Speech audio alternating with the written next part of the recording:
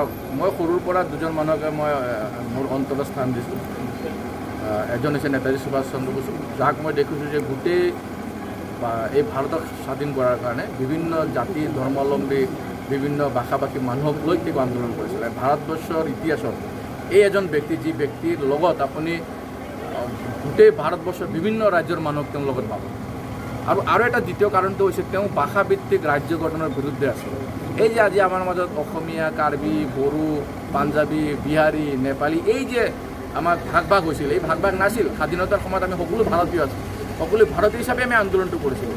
এই নেতাজীৰ দূৰদৰ্শিতা মই মানিছোঁ এইকাৰণে যে তেওঁ সেই সময়ত কৈছিলে যে ভাষাভিত্তিক ৰাজ্য গঠন হ'ব নালাগে, আমি সকলো এটা ভাৰতৰ আমি আমি ভাৰত মাতৃৰ সন্তান হিচাপে আমি পৰিচয় দিব লাগে।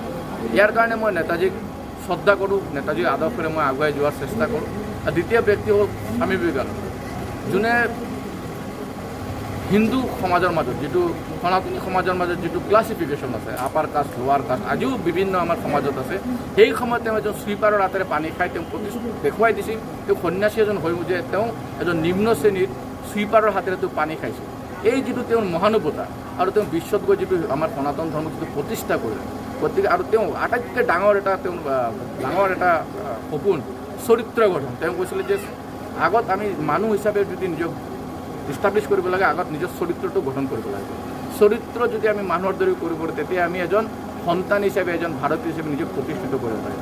এই দুটা আদৰ্শৰ কাৰণে মই ভাবোঁ যে আমাৰ অকল বাঙালী বুলি নহয়, গোটেই ভাৰতৰ মানুহে নেতাজী আৰু আমাৰ স্বামী বিবেকানন্দৰ আদৰ্শৰ ৰূপে যদি আমি ল'ব পাৰোঁ, তেতিয়া আমি এটা শক্তিশালী ভাৰত মাতাৰ সন্তান হিচাপে আমি নিজক প্ৰতিষ্ঠিত কৰিম।